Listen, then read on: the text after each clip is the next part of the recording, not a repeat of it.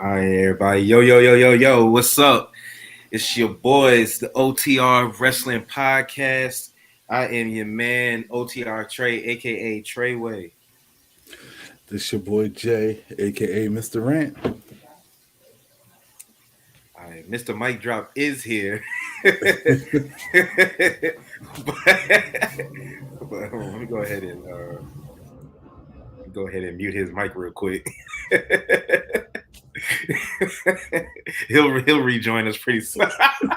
He'll rejoin us pretty soon. But okay, there he is. You gotta unmute him now. Yeah, all right. Unmute. All right, there he goes. Oh, welcome, sir. Introduce yourself.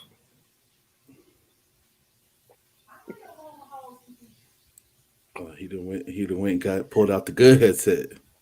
Mm-hmm.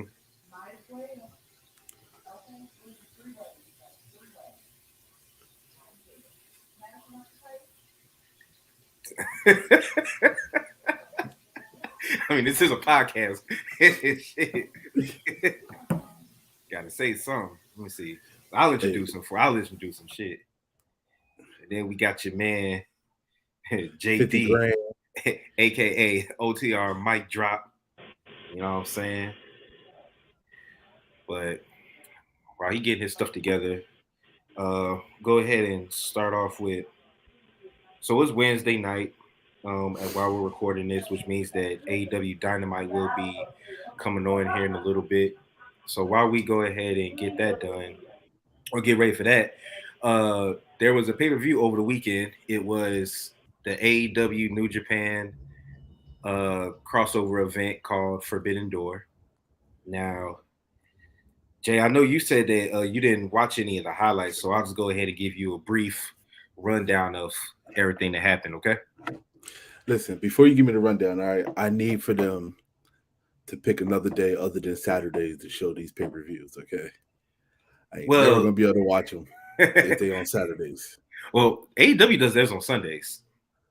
It was Sunday? Yeah, it was Sunday. I was at work watching it. I must have been drunk. Yeah, WWE does their PLEs on Saturday.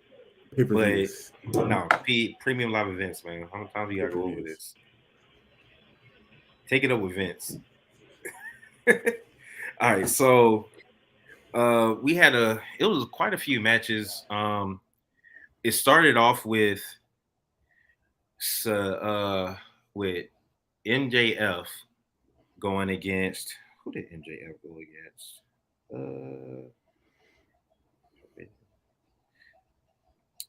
And then before I get into this, I want to know how do you feel about the whole concept of Forbidden Door? Before I get into the matches, I'm gonna say that Forbidden Door is overhyped. You think so? Yeah. I mean, I guess so. Shit, you didn't even feel like watching it. It's not even that though. It's like this, the way they build it up, the way they make this pay-per-view to be is like you're getting stuff that you're never gonna really get on a regular pay-per-view or even live TV. You know what I'm saying? They're supposed to be dream matches. That in a sense, but it's supposed to be people that you'll never see together because they're on quote unquote different companies. You know what I mean? Mm-hmm. So I don't know. I feel like Forbidden Door is a little overhyped. Okay. It's not really worth. It's not. It does to me. It doesn't really live up to its expectations. Okay.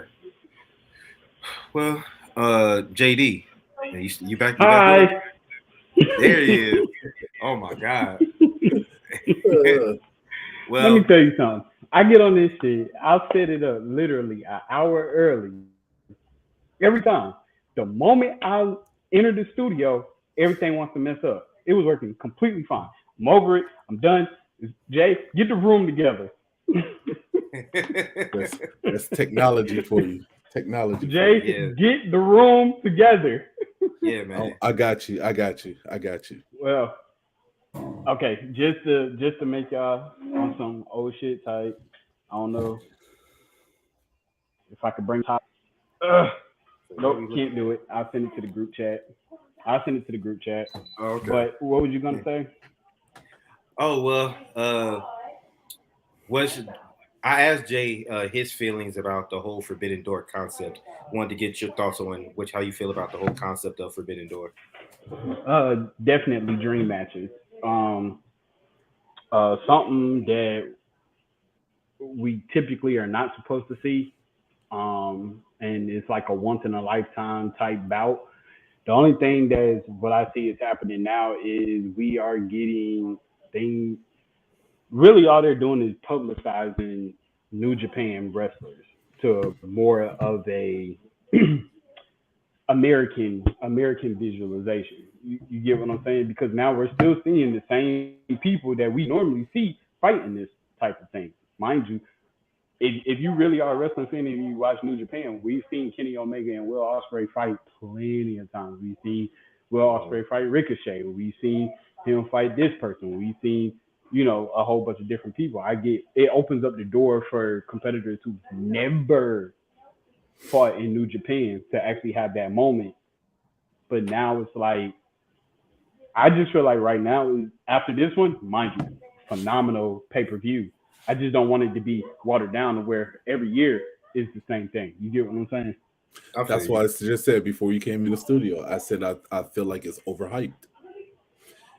I wouldn't say it's overhyped. I just say they don't need to make it a regular pay-per-view. Don't make it. It doesn't need to be an annual thing. Yeah, it don't. No, I mean, I don't. Okay, so with it being an annual thing, that's okay, right? Yeah. I feel like if it lives up to the hype, if you're really getting those matches that you will never see other than Forbidden Door. But like you said, if you're getting the exact same thing every single pay-per-view, then it's no longer a Forbidden Door. Like you're taking Wrestle Kingdom matches like Omega and Ospreay and bringing it to Forbidden Door. Now, it's good because it's giving fans who can't travel to Japan a chance to see those matches in person. So that's one good thing. But I also want to say, so Impact Wrestling is also getting into the New Japan game, which they've already been, because it says that tickets are on sale now as Impact and New Japan Wrestling present Multiverse United 2 featuring Hiroshi Tanahashi on August 20th at the 2300 Arena in Philadelphia, Pennsylvania. Yeah. So they're having their own New Japan crossover events also. Okay, so I'm all for it. Give these New Japan wrestlers the spotlight and everything, but okay, we really haven't seen New Japan fighters fight in a steel cage match, right? Maybe that was something that you should have put in Forbidden Door, right? Make sure that like all these matches are not just for a title, but they have some kind of extreme stakes, in there. Give the people something more to watch than just to see a regular wrestling match. But you might as well just call it AEW versus New Japan Wrestling.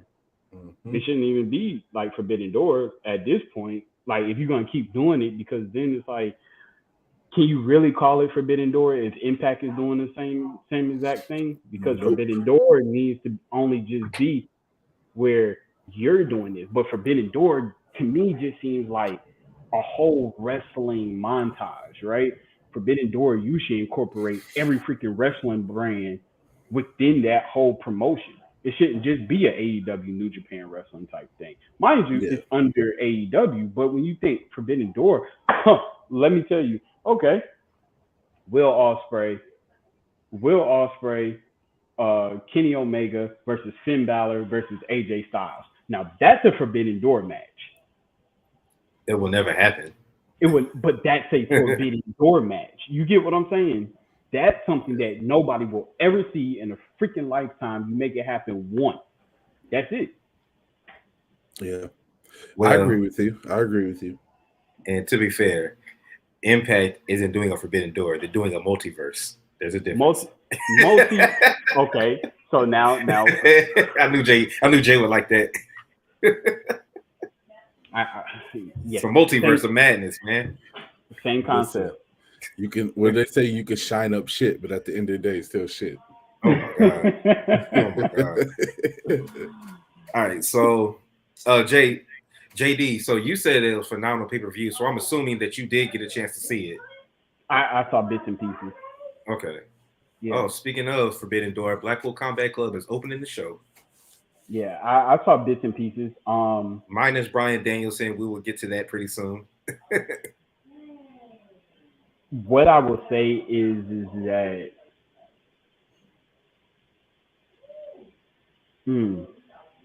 it was definitely better than the Forbidden Door last year. The first one. Yeah. Because the first one, we got the debut of Claudio. What else did we get? I'm not talking about the presentation and all. I'm just saying the matches to me were better. Oh, okay. Yeah, the matches to me were better. All right. Well, speaking of the matches, let's go through a few. So it started pretty early. I'm not going to go through all of them. Let's see. I'm gonna start off with where it really picks up. So we had MJF. Speaking of Tanahashi, MJF defeated him to defend his AEW World Heavyweight Championship.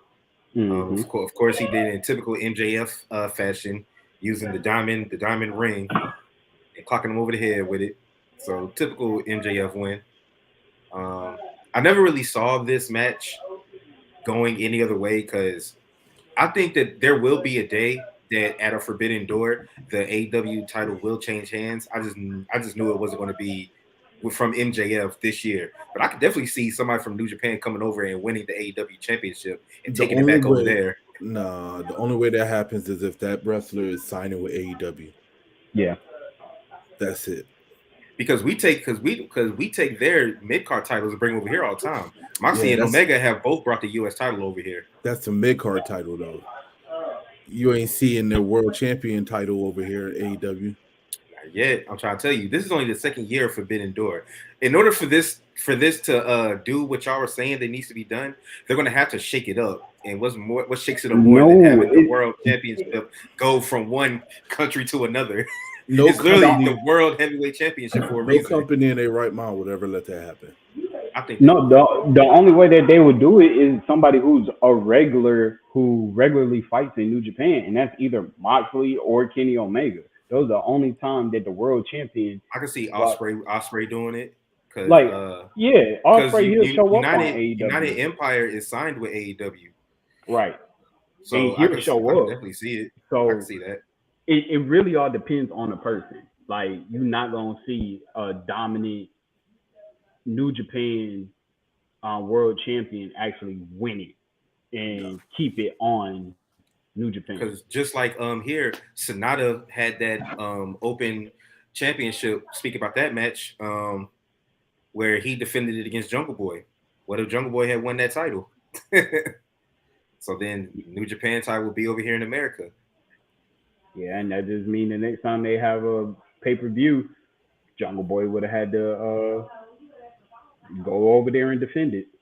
Which I don't think there's a problem. Because Juice Robinson, you be in New Japan all the time. And I know Jay White's stipulation was that he had to leave, but I mean, he used to be over there all the time. But speaking of Jungle Boy, he's no longer Jungle Boy. He just Jack to me. The way he turned on Hook. He ain't Jungle Boy no more. He just Jack.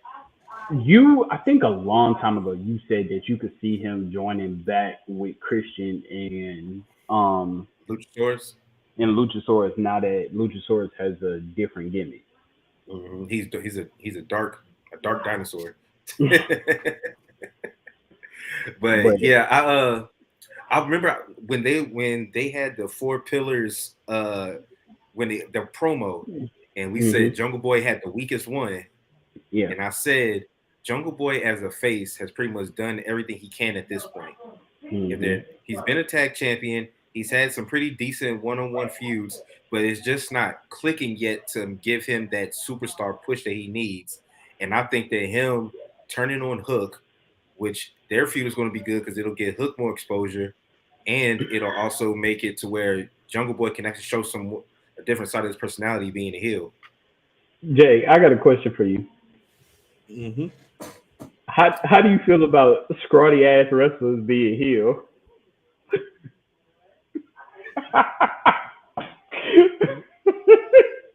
Come on, Listen, just give it to me. it was already a stretch when Daniel Bryan was heel, right? And you see what they had to do to put him over as heel. They had to partner him with somebody that was 4 times his size to even make it seem right. So, How do you feel? How do you feel the direction? Like, should each weight class have a heel? that's a good question. I feel like, yeah, in order to advance the storyline and make a storyline good, you gotta have a heel somewhere in there. You know what I mean? You can have a face versus a face match. Of course, it'll be a good match. It's gonna be a good Right. wrestling match. You know, they both got to be phenomenal wrestlers and put on a good show. Right. But you'll still never get that factor from a heel just doing heelish stuff. You know what I mean? Like just the whole cheating and trying to win and manipulating and stuff like that just creates more of a better like visually. You know what I mean? Yeah. So I Trey, mean, do I think yeah. Go ahead. you feel like Jack Berry's heel turn should have been different, or do you feel like that was enough to put him over as a heel? I think it was enough Was because was it enough because of who it was yeah, that he turned on? yeah, Okay. because Hook is loved by the AEW fans. Okay. I don't look at Hook as a face though. But he's a loved person. So Right. whether he portrays himself as a face, he don't portray himself as a heel neither. He just goes out there and just does things. Like Hmm. he's but he's a beloved wrestler by the fans. So turning on him when you were walking around saying that this is your best friend and he's gonna have your back and you're gonna have his back and all of that. Anytime friend turns on friend, it's always good. Right. So So do you see Jack Perry taking the FTW championship away from him? it looks like that's what they were going to set up. Hmm. Because right now Hook's walking around with the belt. I mean, and it's kind of like the $1 million title. It's like it's just there. Like it's just there. I love I It's a loved how they tried 24/7 to championship. shit, it ain't that bad. But I love the fact that they're starting to incorporate Taz into it because ever since Hook has gone solo, him and Taz have never really interacted. Yeah. But Taz was so pissed off, he took his shades off. He ain't seen Taz do commentary without shades in forever. And then they kept asking him, "Yo, what's going on? Why did Jungle Boy turn on Hook?" He's like, "I don't know why you're asking me. I don't know." So I like that part. I think they're going to incorporate Taz into it, which is always good because honestly, we have no idea what Hook's promo skills are because he never talks. Right. So you I can mean, definitely bring this Taz is in to be his mouthpiece. yeah. I would say like Taz, if as far as like on the AEW brand, I feel like Taz could possibly be the Paul Heyman, Mm-hmm. of that company because I feel like Taz would be a better manager than Don Callis. I don't know. In They my have opinion. they have two different managing styles. Yeah, but I like Taz managing style because we've seen Taz as a manager before. Yeah.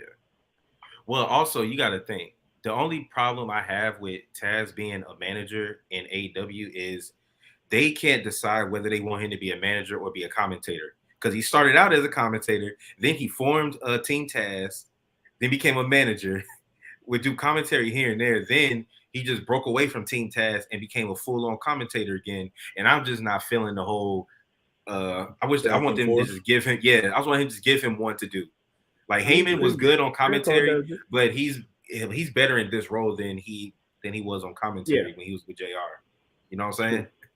Yeah. Honestly, I like Taz better on commentary than as a manager, but that's just me. Now, I like him on commentary too, but I just think that since the only reason I would say bring him out of the commentary role for this is because it's his son. That's the only reason. Yeah. But moving on, so it finally happened. We were wondering what the results are going, what the reaction was going to be when he got out of Chicago, and CM Punk got booed out the building when he fought against Satoshi Kojima. I hope I'm saying that right. Now, before we get to that match, originally the match has been one that a lot of people have been wanting to see, which is Kenta versus CM Punk, because they both do the GTS, but Kenta pulled out of that match. I don't know if it was because he didn't want to fight CM Punk or what it was, but everybody wanted to see the battle of the go to sleeps. But I feel like that it was already written that CM Punk was gonna win and Kenta wasn't feeling that. Probably. I think so too.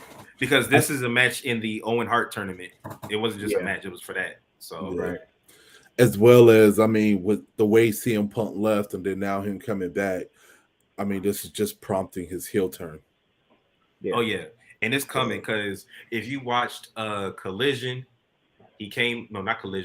Dynamite. When he came out on Dynamite, he started going like this to the crowd when they started booing him because at first he was getting mixed reactions. It was damn near 80-20 boos when he came out this time. Oh yeah, we knew it. Like, come on, man. And he knows it too. And CM Punk ain't dumb. He knows it too. Yeah, like that's why he's playing. That's why he's playing it up.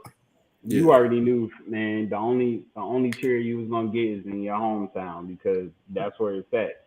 Nah, anywhere else, you getting that Roman Reigns type atmosphere where they booing your ass to see you walk out. They were booing him like Dominic Mysterio. Don't nobody get heat like Dom. That shit is crazy. But yeah, and the fact that CM Punk, you got booed in Toronto, Canada. Canadians are some of the nicest people ever.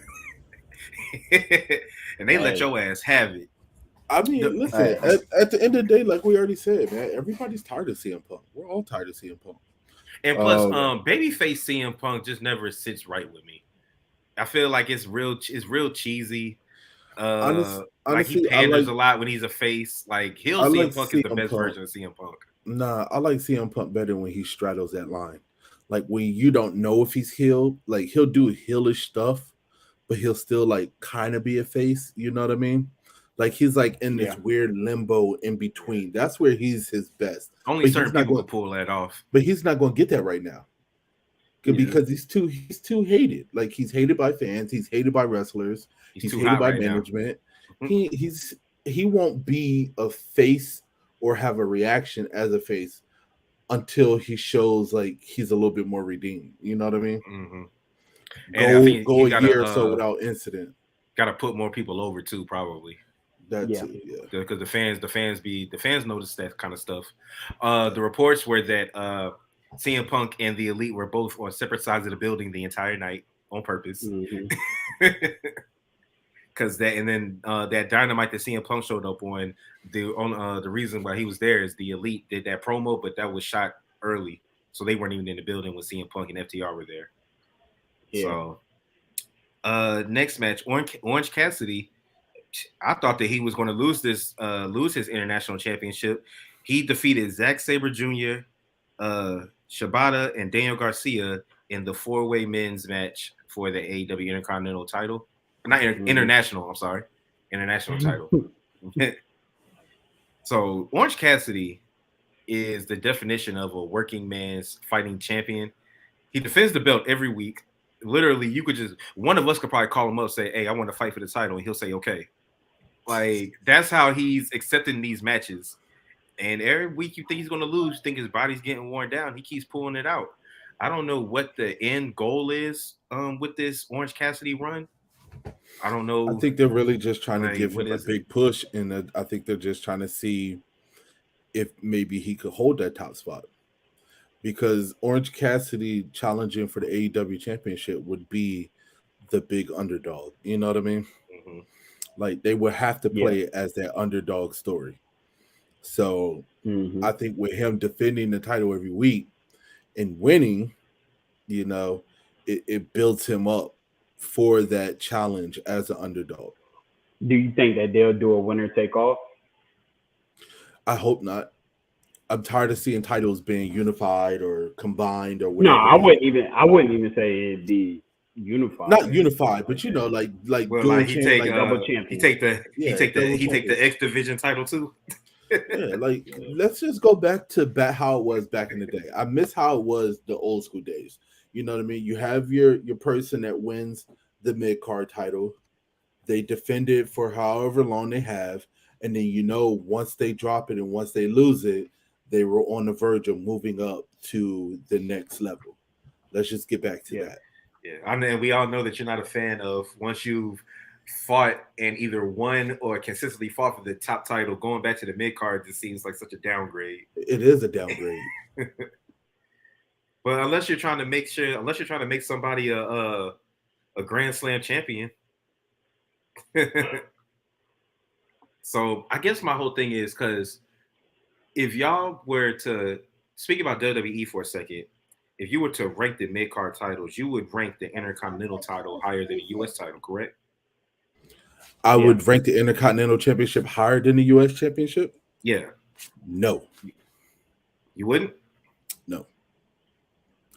Only reason why I say that is because when I look at, and I'm not trying to be mean about this, but when you look at these Intercontinental champions that have had it over the time, they've been pretty much stuck in the mid card. None of them have really been able to push past that mid card and move up versus the United States champion. You've had more people that won the United States champion and kind of moved up to the WWE, the World Heavyweight Champion. So that's the only reason in this era, in this modern day era. Now that I think about it, you are right. It seemed like that the Intercontinental Championship did come. You won that before you won the US. And then after you won the US, you had a world title shot. You know what I'm saying? And then, I could definitely see that. Because the only reason I'm asking is because if the TNT title is the top title for the men's mid card, I was saying maybe they're trying to give the the international championship some credibility by having Orange Cassidy defend it the way he's defending it and keep winning. Maybe they're trying to do that. I think what that is, Orange Cassidy can defend that against pretty much anybody, right? Mm-hmm. That's where you include like the Forbidden Door aspect with the New Japan and stuff like that because it's international, right? Mm-hmm. Same thing that Intercontinental is supposed to be. Technically, Intercontinental Championship is supposed to be defended and fought for by all pretty much international competitors. Like I remember before you had it was supposed to be I'm just naming these individuals that should be fighting for it. Sheamus, Drew McIntyre, people who are not U.S. descent. So back in the day, you had Fit Finlay fighting for the Intercontinental Champion. You know what I'm saying? You had Kozlov, or just to name some. You kind of would deem it over to that kind of aspect as opposed to the U.S. champion. Hey, everybody who's I don't want to sound like derogatory, but U.S. citizen. I'll tell you this: up until recently, if you look back at the history of how the United States Intercontinental Championship was defended, right? For a very long time, the Intercontinental Champion was the working man's champion, right? It was always been defended, whether it was on live TV or pay-per-view. You had the United States champion.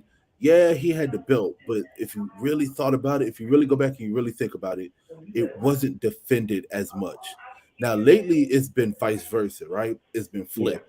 The Intercontinental Champion has not really defended the championship like that, except for when it's been on Gunther.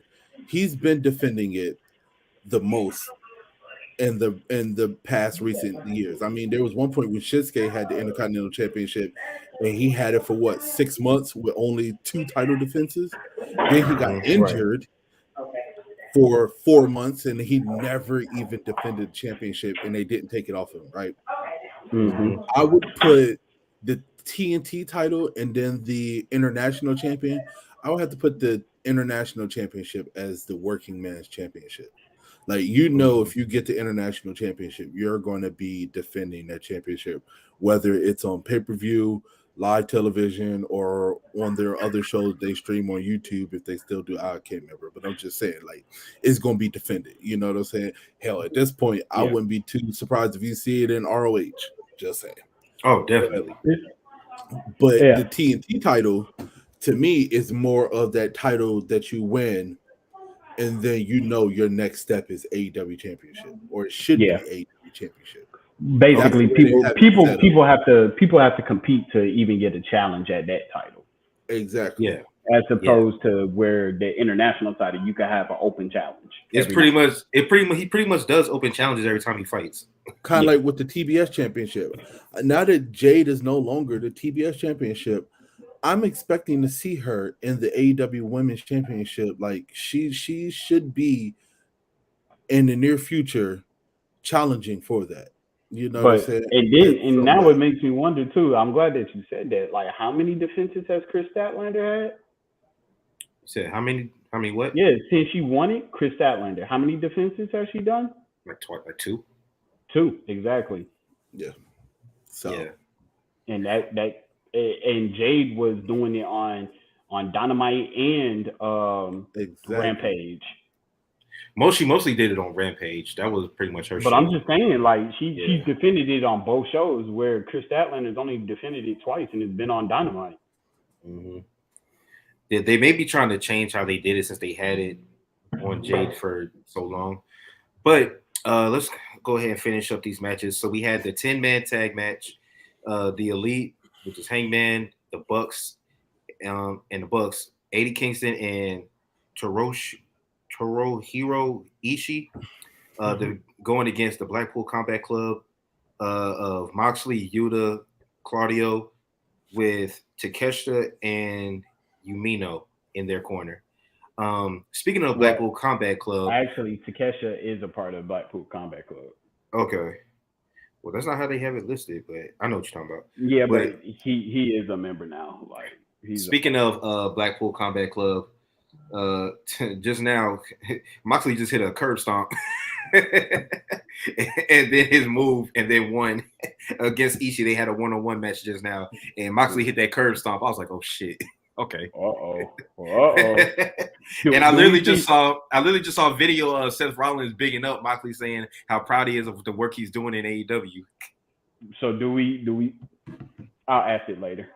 I mean, Moxley did just sign a 5-year deal. He ain't going nowhere. No. I was just gonna say, do we see a Dirty Deeds in Seth Rollins package this weekend? Oh, possibly. Possibly. Yeah. But the winners of that match were the Elite. I believe Takeshita, didn't he walk out on the Combat Club, JD? I think so. Yeah, he walked out on him. And that's one of the reasons why they lost. This match was good. It was real chaotic, kind of, you know, the way normal Young Bucks and Moxley matches go. Especially Moxley and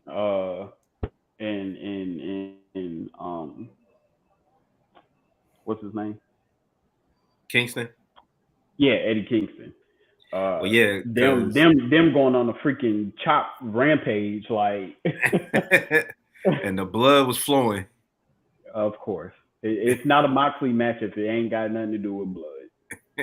Well, shit, the Bucks be doing all kinds of wild shit too, putting tacks on their shoes and super kicking people, and putting tacks in somebody's mouth and super kicking them. Yeah. But I don't know. That match was good. I just I was at work, so I didn't get to see a lot of it. But let's go ahead and move on to the women's AEW Championship match. Which, okay, by the way, this match right here in the promo package that Willow Nightingale had lets me know that Mercedes Moné was definitely going to be at Forbidden Door if she didn't get hurt and won that title that Willow had. She was definitely going to be there because they showed Willow beating her in her promo package, talking about it. So if Mercedes never got hurt, she was definitely going to be there, which would have been even bigger for Forbidden Door with Mercedes to show up. But Toni Storm got the win. That was not a big shocker. How have you felt about Toni Storm's reign as AEW Women's Champion? Have you been paying attention to it? I mean, it's well deserved. Mm-hmm. She should have had a run when she was in WWE. But Because like she's already this is her second run with it. Because the first time she got won it, injured. but it was she won it and she was the interim.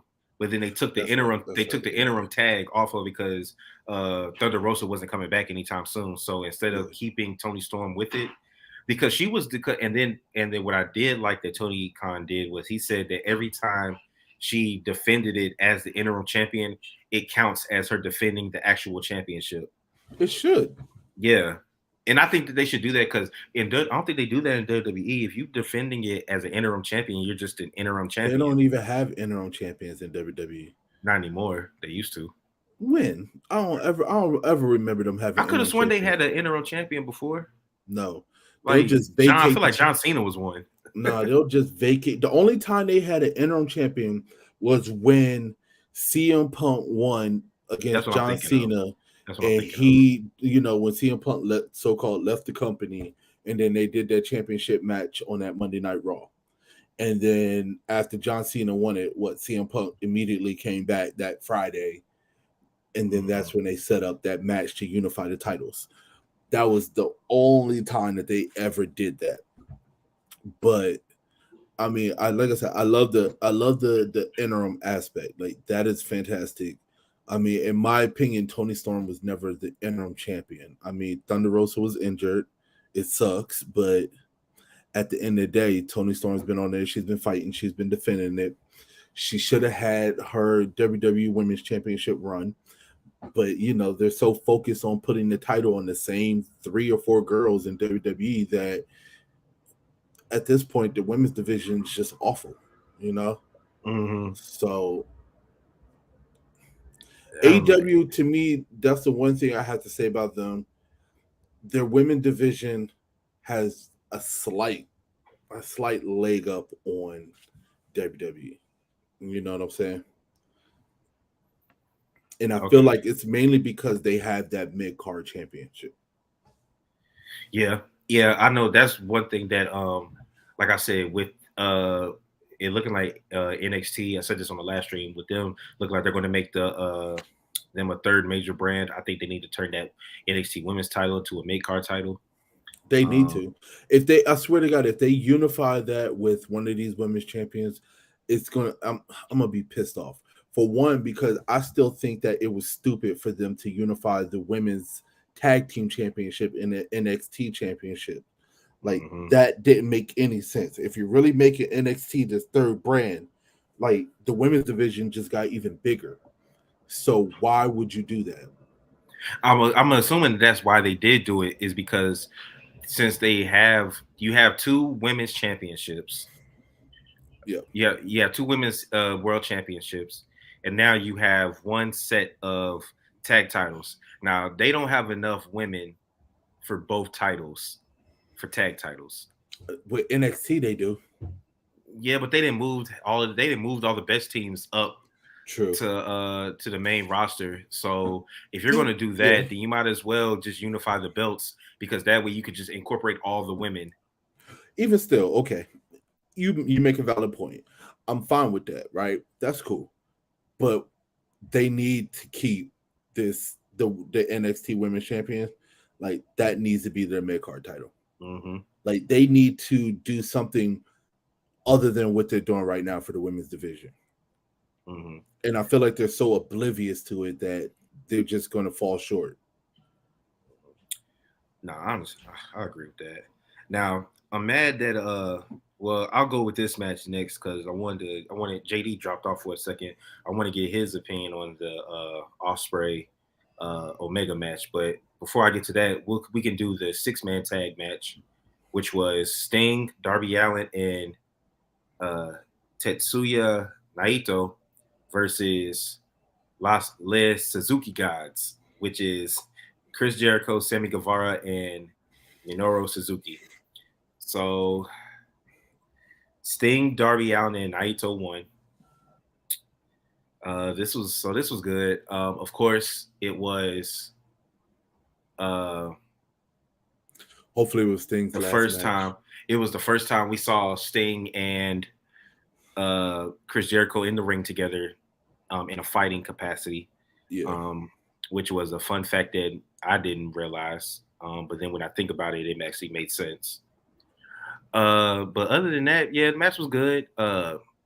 Sting did one move, and I was like, damn, bro, he's 64 years old, but he still be jumping off of shit. So, I mean, I understand the need for the match. I understand, like, Sting's involvement. I just, you know how I am when it comes down to people, and, like, when your time is up, your time's up. You know what I'm saying? Like, people are going to hate me for saying it, but you don't need to be wrestling at the age of 64. Well, I think Sting also agrees with that because Sting hasn't had a one-on-one match the entire time he's been in AEW. Yeah. He's only been doing tag matches or multi-man matches where you can definitely hide his age. He may be able to give you a spot or two, maybe, depending on what they are. And Sting has said that after his AEW contract runs out, which probably is at the end of the year, that he's done. He may just be strictly a manager role. He may be working backstage, but his performing days are over after this AEW contract. Which it should be, because, like, I want to remember these people for the height of their careers. You know what I'm saying? Mm-hmm. Like, I am forever scarred now of the image of Ric Flair wrestling. His last match at the age of 105. You know what I'm saying? But we get it all the time, man. Not just Ric Flair. Like, there's so many other people. I feel like even in, like I said, people are gonna hate me for this, but even with the Undertaker, oh yeah, it was just one too many matches. You know what I'm saying? Goldberg is definitely another one of those. I mean, to be honest, Triple H at the end before he got hurt, Triple H was starting to get to that point for me too. He was real stiff. He was real stiff. Like that match with him and Batista. Yeah, I'm good. They could have kept that. Yeah, they could have kept that. They could have kept that. Him and Shawn Michaels going against the Brothers of Destruction. They could have kept that. Yeah. They could have kept that. Like, even still, like, what was Kurt Angle's last match was the one with Ronda, wasn't it? Oh my God. No, I think his last match was against Baron Corbin. Yeah, he did another one against Baron. Yep, exactly. That's what I'm saying. He announced that Baron Corbin would be his last. He should have just left it off against him and Ronda. Like, it ended on such a high note. But shit, we're even seeing it now. I like Jericho in the ring a little bit, but it's about time for him to think about hanging it up too. Like, you gotta think everybody that we grew up on is in their 50s now. I was gonna say, Jericho's how old now? Yeah, they're like in their 50s or mid 50s. Like, they don't need to be doing regular programs. If they are going to do a program, it needs to be like a special attraction type of thing. Not even that, man. Like, but it doesn't need to be like. Man. I like Jericho on the mic and leading a faction. I like that, but I don't need to see him. Like that match that he had with Adam Cole, that was very forgettable. They even drug Sabu out there. Exactly. You know, the one thing that I always give props to, I give props to MVP, right? Because MVP is one of those where he knew, okay, my wrestling days are done, right? He'll still get in the ring. He'll still take a bump from a managerial standpoint. Yeah. But when it comes down to an actual match, I think his last match was when they threw him in the ring and he was in his full suit and he did the little quick match, but he didn't even really do any offense. He pretty much got his ass whooped and then it was done and over with. You know what I'm saying? That's what I'm talking about. Like, that type, I can understand. I can get with. You know what I'm saying? But going out there and trying to perform and do a full wrestling match, nah, man, you're ruining everything. And we're starting to see it with the Hardys. Man, we've been seeing it with the Hardys. I said it already. First of all, you about to get me started. All right. Listen, I love the Hardys. Will always love the Hardys. But Matt Hardy, no. Stop hanging up. I mean, the dude moves like a cement block. You know what I'm saying? and Jeff is not too far behind him. Those Swanton bombs is starting to get a little bit shorter and shorter in length, man.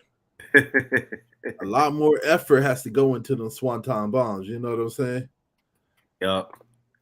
And think about it too. Jeff is heavier than what he used to be too. Like, oh my god, he's like a heavyweight out there trying to do these moves. He looked like Brock Lesnar when he tried to do that shooting star press. He just doesn't look comfortable doing it anymore.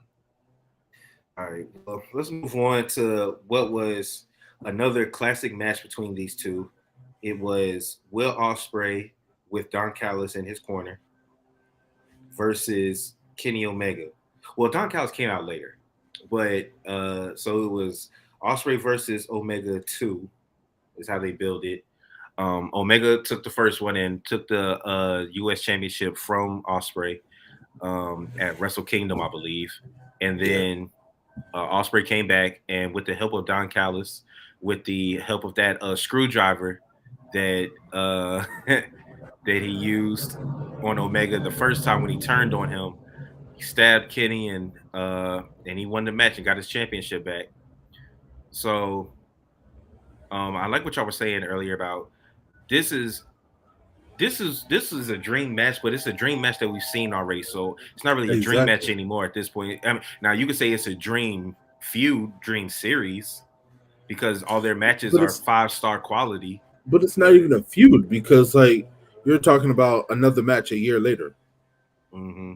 Well, it was a few months later, but I get your point. Well, I mean, I'm just saying, like, you know. Well, technically it was because they started feuding last year when the Elite started feuding with United Kingdom. That's what I'm saying. And I'm kind of nervous for Forbidden Door next year. You know what I'm saying? Because, well, you got to think. This year I see why JD said that Forbidden Door was better this year, because a lot of people weren't in it last year; they were in it this year. Like Kenny was hurt, so he wasn't in it last year. Yeah. CM Punk wasn't in it last year. I don't think. Was he in it last year? I don't believe so. I can't remember. I don't think so. Danielson and Cole hadn't debuted yet, so they weren't in it. Speaking of Adam Cole, he was actually supposed to have a match at Forbidden Door, but they said he had the flu, so they sent him home. But he was supposed to have a match. But yeah, I'm glad. I like the. And right on time, he's back. Hey, mic drop. We over here talking about Ospreay versus Omega.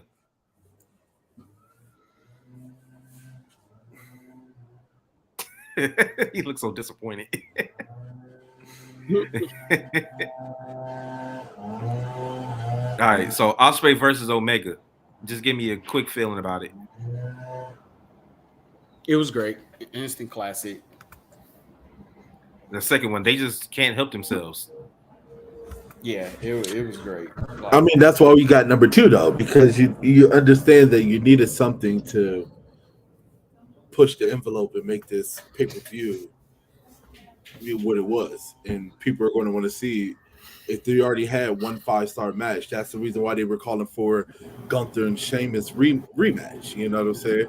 We got that 5-star match, so they wanted it again. Facts. Right.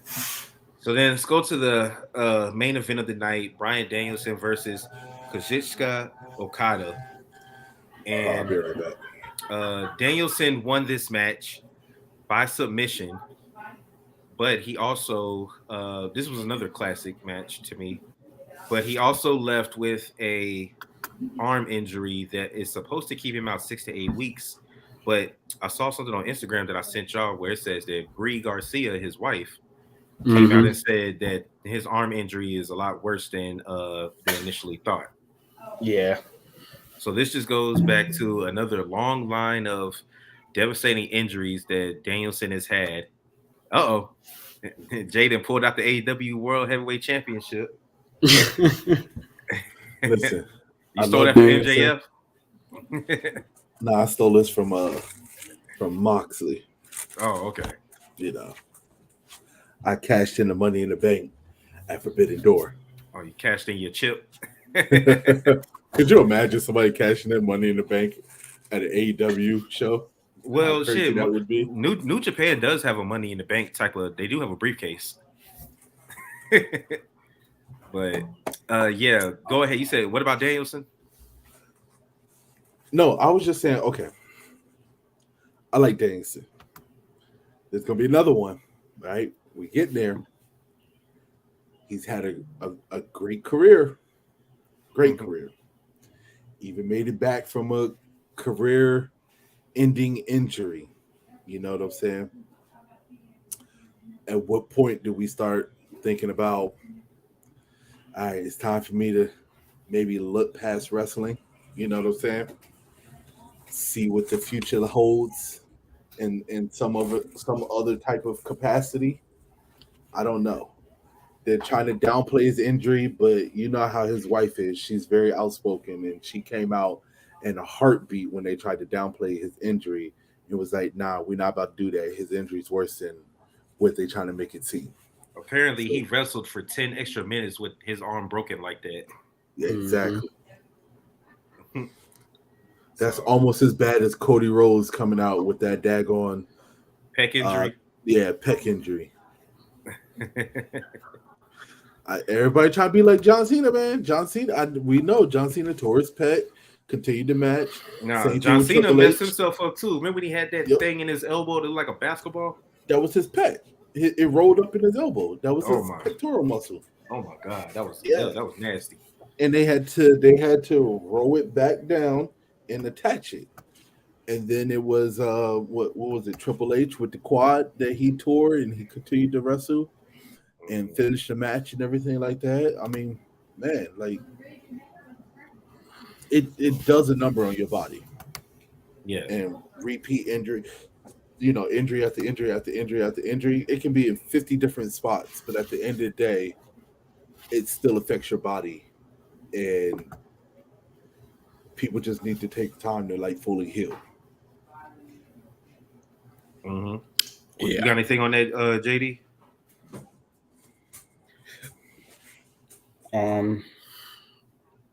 He just needs to come to Graces and get ready to say goodbye. Thank you. He did exactly what he wanted to do. He wrestled New Japan.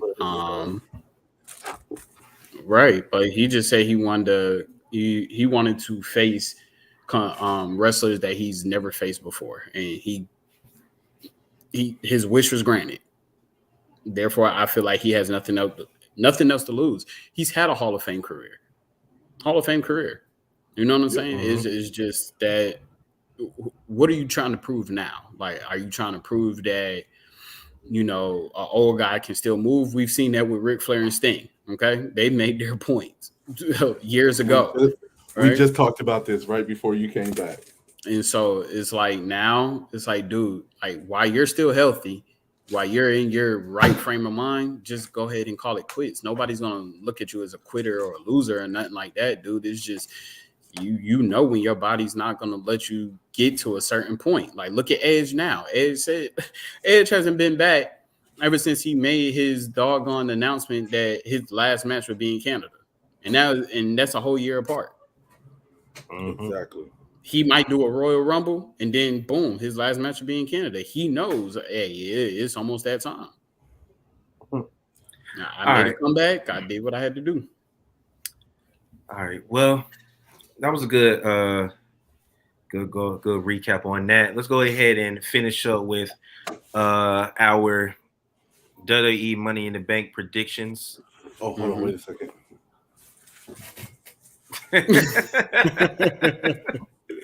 So before we have Money in the Bank, we do have the SmackDown at the O2 Arena before, where we will have a couple of championship matches that will not be on the Money in the Bank card.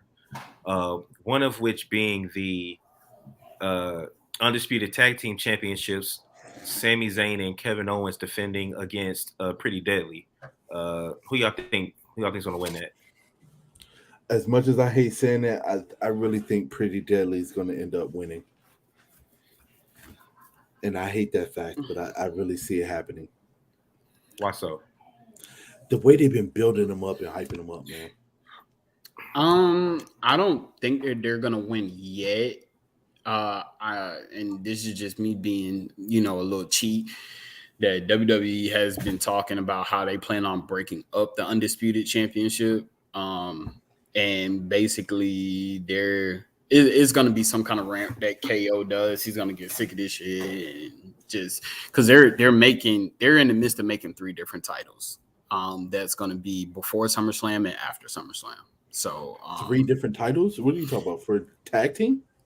So they're making two different tag team championships for the men, and then they're making one tag team championship for the women. So you mean like you talking about revamped title, like a new title? Revamped titles. Yeah, and they're splitting it up. It's not going to be an undisputed tag team championship anymore. Well, for the women's it is. Yeah, for the women's it is, but for the men it's not. Unified them. Yeah, for the men it's not. But I think it's going to be KO and Sammy. They're going to retain? Yeah. Yeah, I'm leaning towards that too.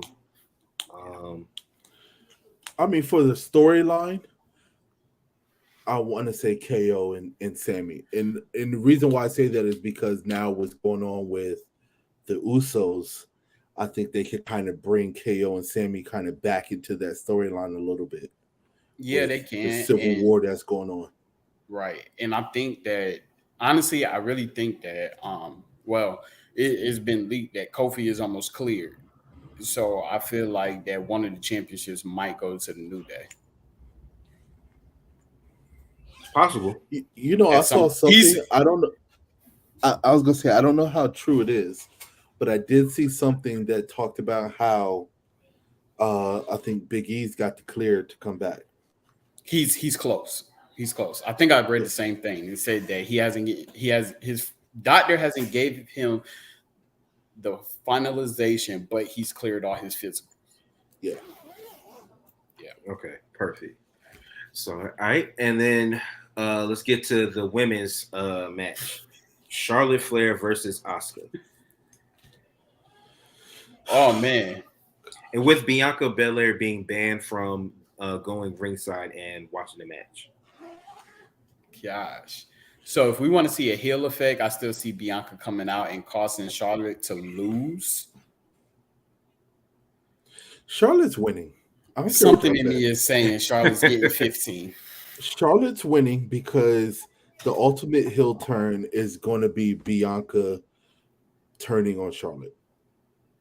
That's going to be a better effect versus Asuka, who's heelish. She's in that realm of being a heel, but she's not all the way there yet. So I think, to me, a heel turn would be a lot better on Charlotte. But okay, so as soon as Charlotte wins, Bianca has to come out and attack her. Oh, I see it happening. But when Charlotte wins, doesn't it make her a heel? That's the only thing that always confuses me. That can push Charlotte to a face easily. Yeah.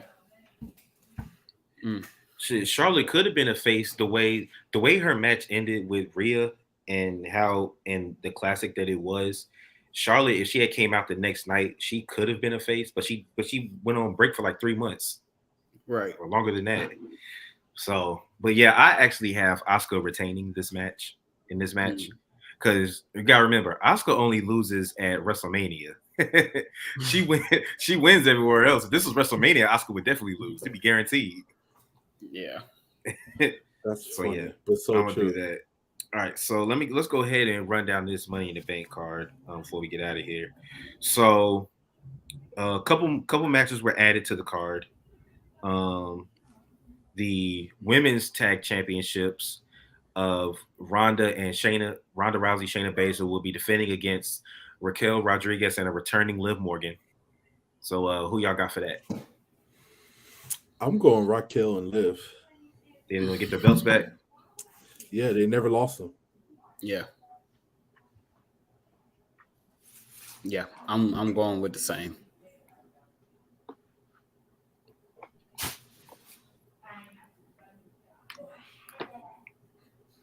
My bad. Say that again. I had to switch my headphones. Both of us pick Raquel and Liv. Okay, I'm gonna go with Ronda and Shayna. Because they just had them unify the belts.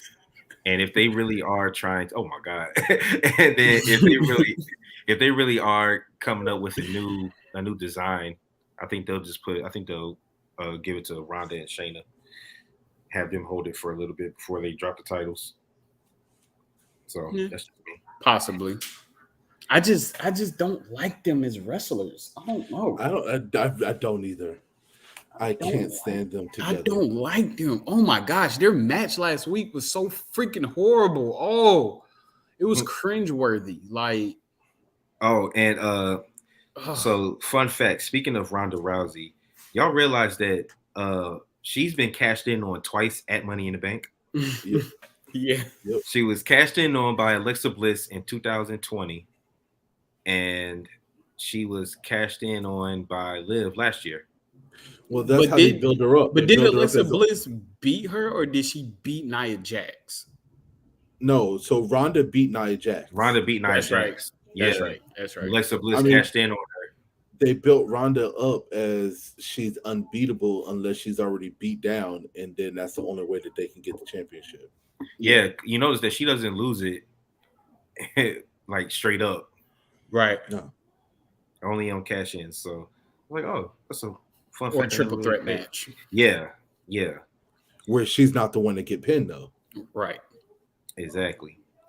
All right, so let's move on to let's go ahead and get the non-title match out the way. So we got Cody Rhodes versus Dominic Mysterio with Rhea Ripley in his corner. So who you got? Listen, I don't know what they do with Cody Rhodes. I don't understand the purpose of this match. I don't understand why they even doing this to him. It's to give him a break in between the matches with Brock. But then keep him still active. Cody Rhodes should have Cody Rhodes should have been in a Money in the Bank championship match. He could. I think he opted out because of his arm. Mm-hmm. Possibly. His arm is really fractured. No, I know that, but what I'm saying is that Cody Rhodes, in one way or another, should be challenging for one of these titles. He will. And I feel like it's going to be Cody versus Roman at SummerSlam, but we'll get into that on our next episode. Because I feel that's the route that they headed. Cody's ending the streak. I feel like it. Yeah, because Roman's about to be fifth.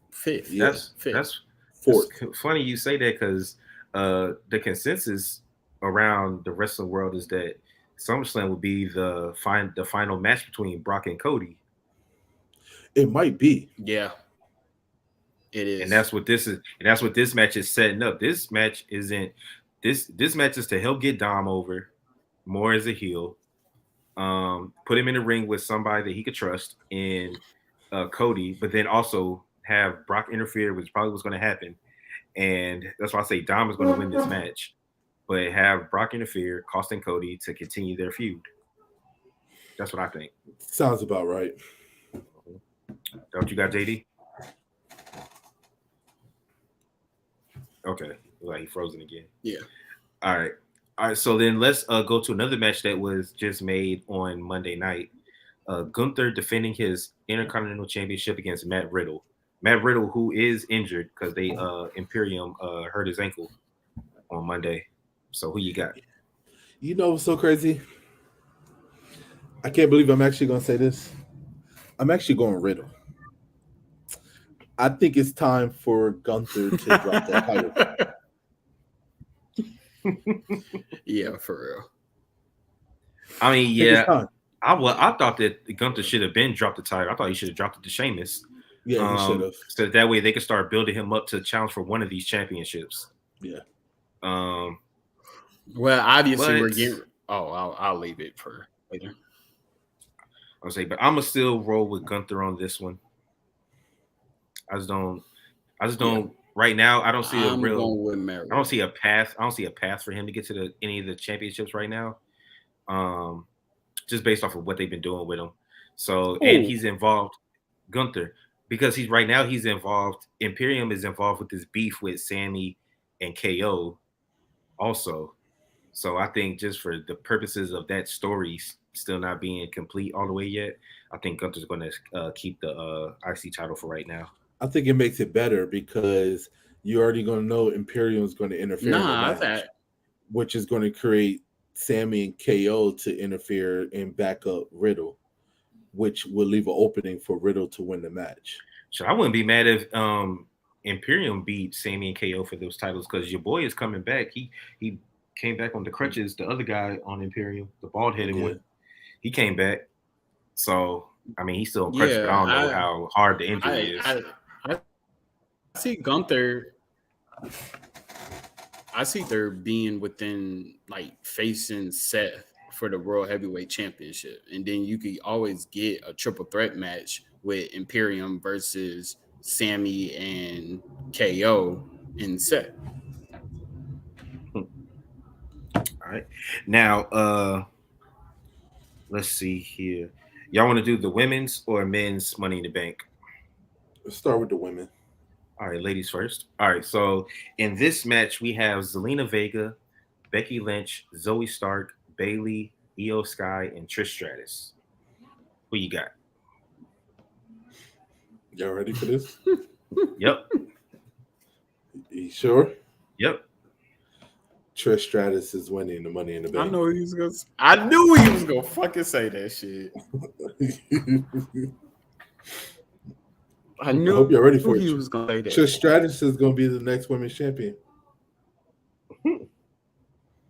Okay. Just watch. Well, she's already Hold on. So you saying Trish is gonna be real? I said that Trish is gonna cash in on Rhea. Trish has backup. So beat Rhea. Trish has muscle, and her muscle is gonna take out Rhea, and then Trish is gonna cash it in. And I wouldn't be too surprised if it's not on the same night. Okay. I'll just so I was gonna at first my initial thought was Io Sky. But then I was thinking, I'm looking at the lineup. So you have Io and Bayley who are together. Then you have Zoe and Trish who are together. The only ones who don't have anybody are Zelina and Becky. And a part of me wanted to say Io just because that's what I personally want. But now I'm actually leaning towards Zelina Vega. Zelina had a fantastic match against Rhea in Puerto Rico. Yeah. And I could see them running that back for another championship title match. The reason why I say that is because they've already proven that they believe in her somewhat by giving her the Queen of the Ring. Yeah. They've been pushing her even more ever since she lost her match to Rhea. And especially with her with the whole LWO thing, they've really been pushing that. So I'm going to go with Zelina Vega to win. Okay. Zelina's my number 2. Who you got, JD? Come on, go ahead and say Trish. You know you want to say Trish. Go ahead and say Becky. You know you want to. You saying Bayley? Nah. I was going with Io. Okay. Yeah, I was going with Io. I feel like something's going to happen with her and Bayley. Exactly, something's going to happen with her and Bayley. And it is. I don't think Trish is going to win because I think that she's going to be too preoccupied. Zoe's going to get taken out, and Trish is going to be too preoccupied with Becky that's why Zelina is going to find a way to just sneak in there and get it. Kind of like how Nikki Ash or ASH won it last time. She snuck in there and won it. Okay. I mean, I feel like Trish is going to be on the outside majority of the match. So I kind of see where Jay's coming from. Like, she's not even going to be wrestling majority of the time. She's going to be sitting on the outside like the Miz usually does. And and let everybody take out each other and climb up there. I just always get real wary when you have multiple people that have a sidekick or someone that they team with in the same match as them. Yeah. But just know you've heard it now. You heard it here, exclusive. So next match, Seth freaking Rollins versus Finn Balor, the men's world heavyweight championship. Who you got? Oh, okay. So are we all on the same page here? Yes, sir. Oh, okay. I didn't think that y'all would agree with me that It's Seth Finn. was going to drop this title this fast. Yeah. But I think that Finn is taking this championship. Yes, sir. So Yes, sir. I think he needs it. I think he needs it. These promos, man, come on, like you got to give this man his dues right now. But the thing about it, the reason why I think this is the main reason why I think that Finn is winning, because during every promo is about how Finn was the first Universal Champion and how Seth Rollins is the reason why he is no longer the champion. Mm-hmm. And every promo that they get, they talk about how Seth moved up after that, won the championship, and has been winning championships ever since, while Finn Balor has just been stuck on the back burner. Yeah. And I feel like with these promos and the way that they're building it up and the hype and everything, I feel like you got it. You got to give it to him. You have to. Yeah. This may be Finn Balor's last chance to really get a championship. A big title. Yeah. I agree. Big title. I agree. Yeah. Seth Rollins can always come back in a month or two and win a championship. Because I mean, Seth Rollins can actually go to Royal Rumble and win Royal Rumble and face Roman. Yeah, but even before Royal Rumble, Seth Rollins can go to freaking SummerSlam and challenge for a championship. He can go to Survivor Series and Seth Rollins can go to any pay-per-view and challenge for the championship at any time just based off of his name. But Finn Balor is not getting title opportunities like that. No. And that's why I got to go with Finn, because I think that this is his shot. I think that Judgment Day right now is kind of teetering a little bit. And I feel like Finn winning, because if you notice lately, everybody's been coming out to their own music. Nobody's really been coming out to the Judgment Day music unless they come out together as a group. There's kind of been like a shift with Judgment Day. And I feel like they need Finn to win this championship to kind of reel it back a little bit for Judgment Day. Right. Well, you know what I said. I think it's over for that demon character. That shit is dead. Oh, he said it was dead. Oh, yeah, for demon. Yeah, it has to be because he keeps losing all his big matches as the demon. That shit is dead.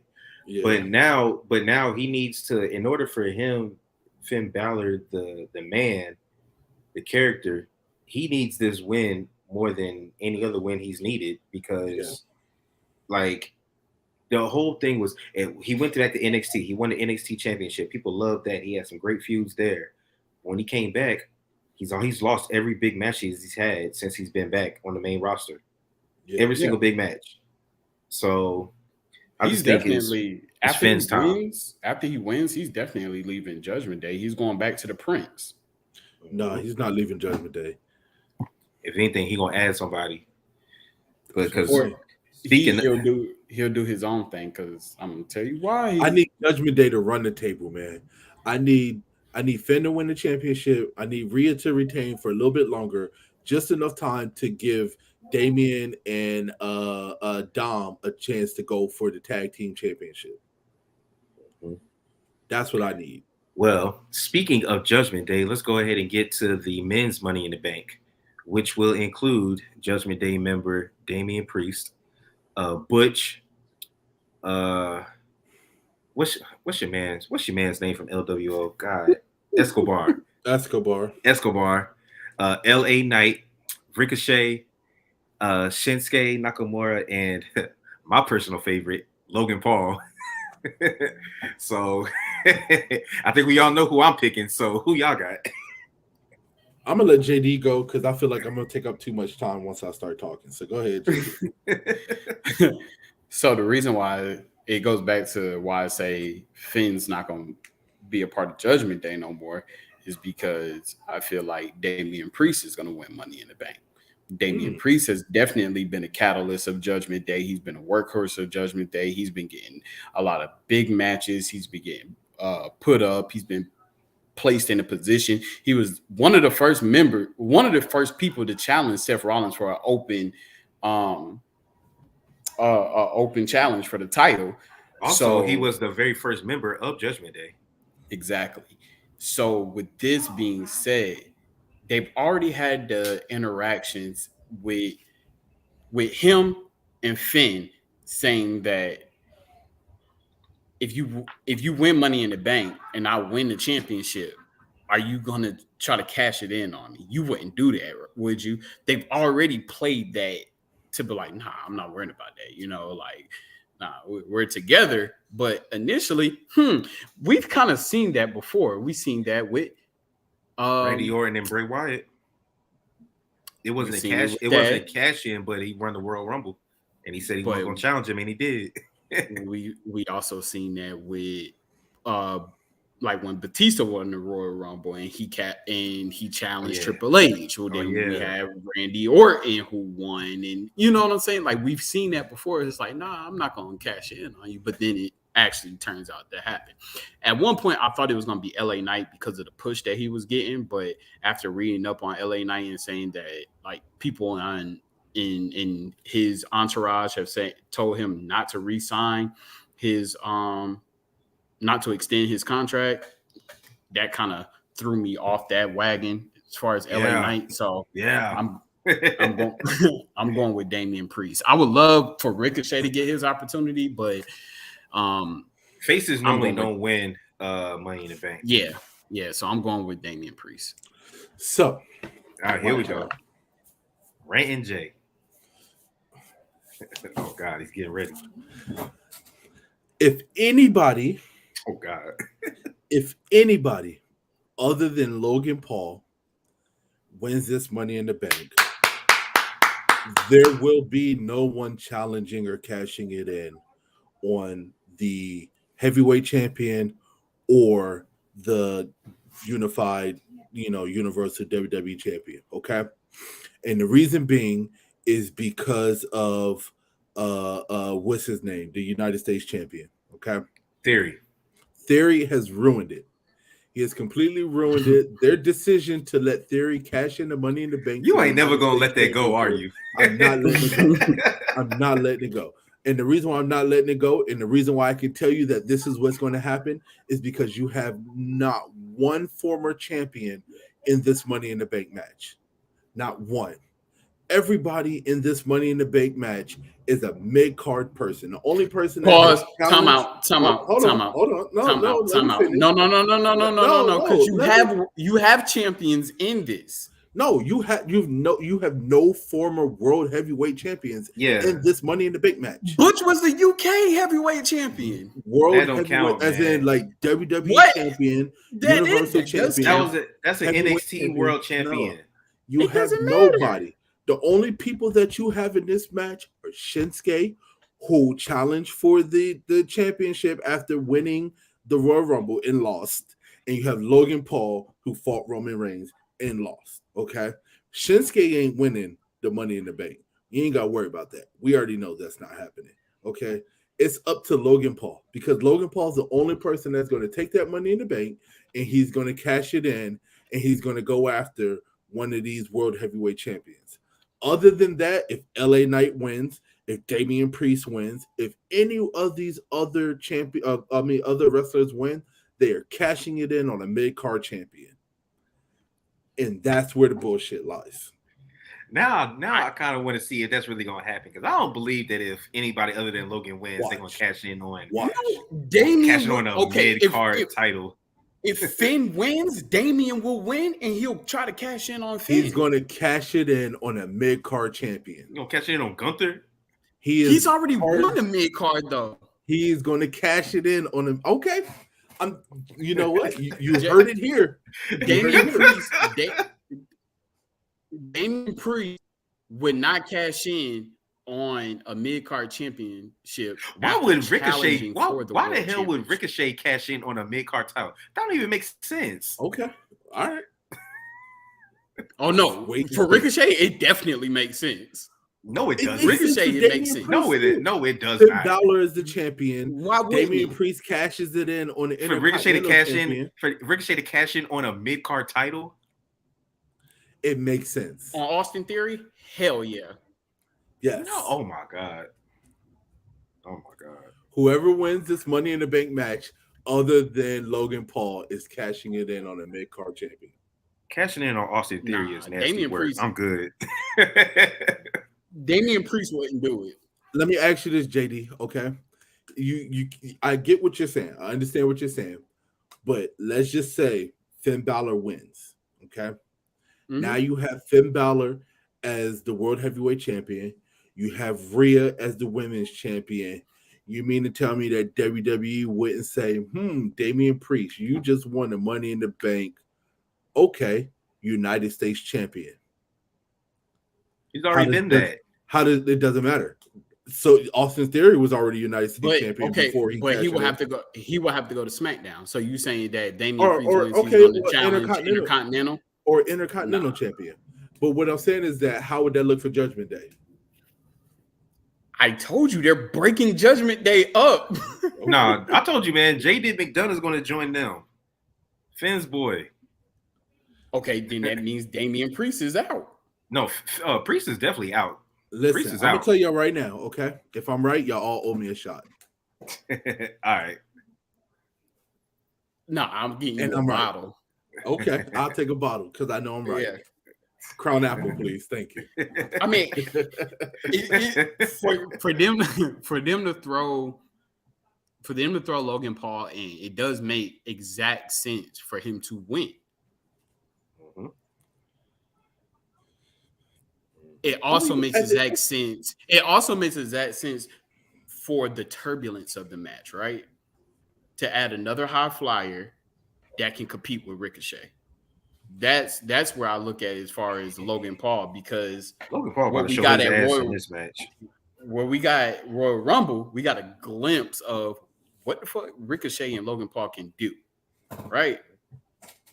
I know it's gonna happen. I don't want to see it happen because I already know what's gonna happen. He's not challenging Roman. He's gonna challenge Seth because they had the last history. And yeah, he is going to win the world championship. Then he's going to go on YouTube. And then he's going to go all over. He just got booed and got Prime thrown at him. So, of course, he's going to win. And then he'll lose at WrestleMania. Whatever. You know, fuck it. Listen, can we go on to the next match, please? Yes, sir. All right. Now, the final match is the Civil War match between the Usos and Solo and Roman Reigns.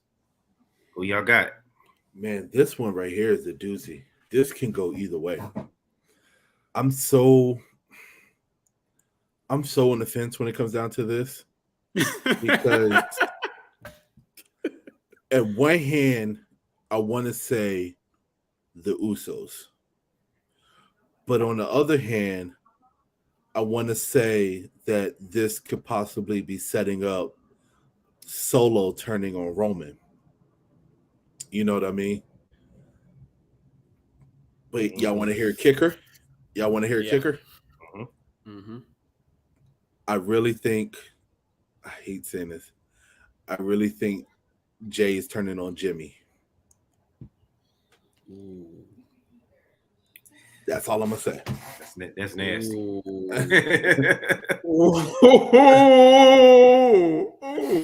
I see it coming. I see it. I really think Jay's turning on Jimmy. Oh, well, weren't there reports that Jimmy was about to leave anyway? I don't know. I don't think so. Do you say that based upon the promo from last week? I say that based upon that.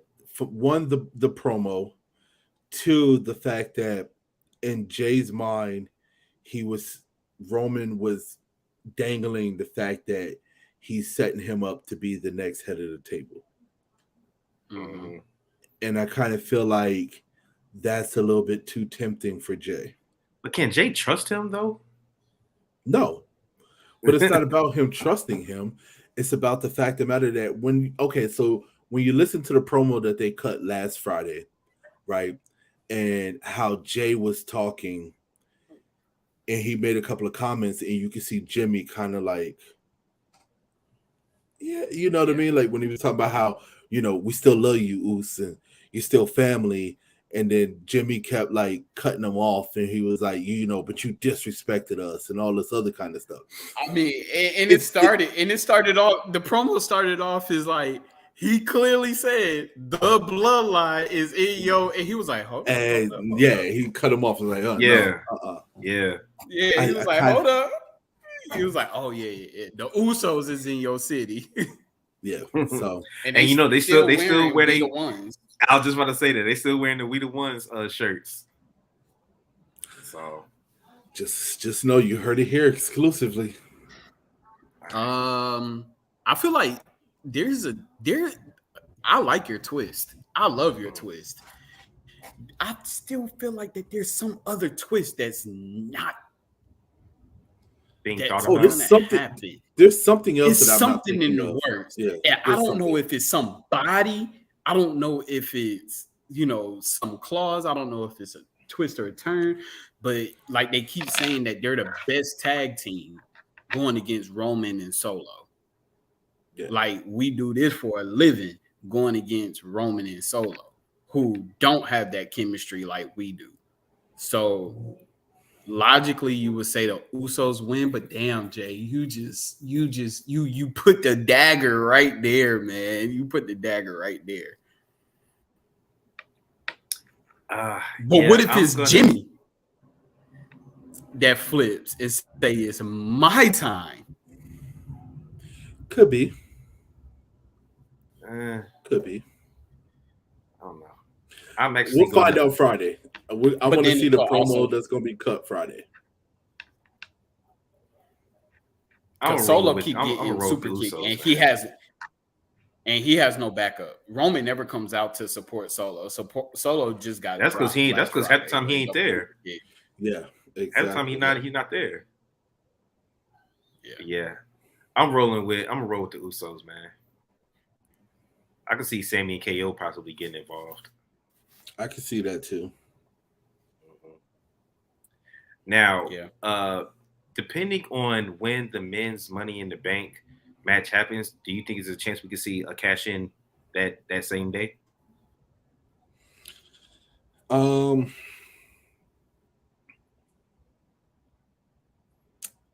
Man, that's a good one. Because let's say they start the show with the men's Money in the Bank on Roman. If someone tries to cash in on Roman, it's not going to be Roman. It's not going to be Roman. I can tell you this: if Seth Rollins retains, what I say. No, what I'm saying is that if Seth Rollins retains the championship, and let's say Logan Paul wins, he's going to cash in on Seth Rollins. That's if the men's Money in the Bank is first. Mm-hmm. So, okay. I feel like somebody is going to turn around. I'm going to tell you, if this Civil War.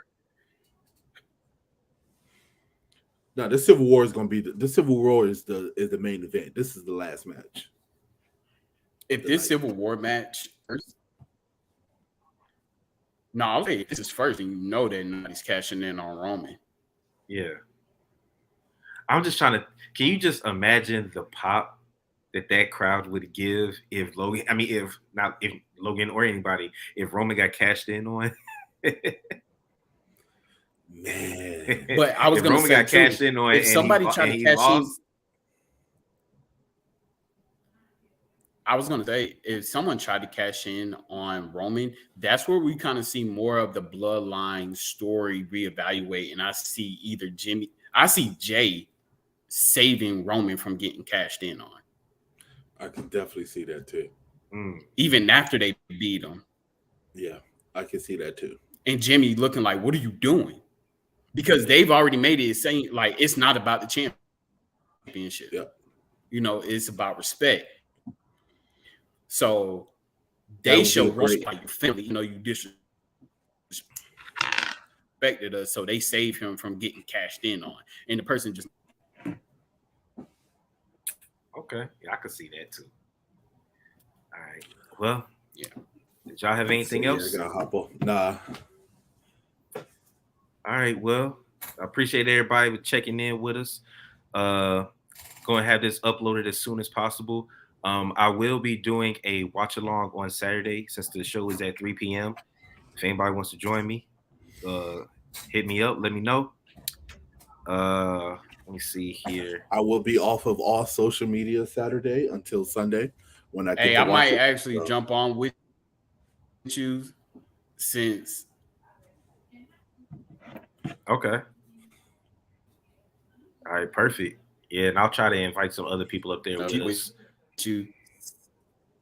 Go ahead. I'm sorry, you were breaking up. Yeah, I might jump on with you since I have a broke ankle. Yeah. All right. Since I have a broke ankle, I might jump on with you because I can't go. You gonna jump on with me with your broke ankle? All right. Well, all right. So this is your boy Trey, aka Treyway. It's your boy Jay, aka Rant Jay. This is your boy OTR mic drop. Hey. All right, y'all. Peace.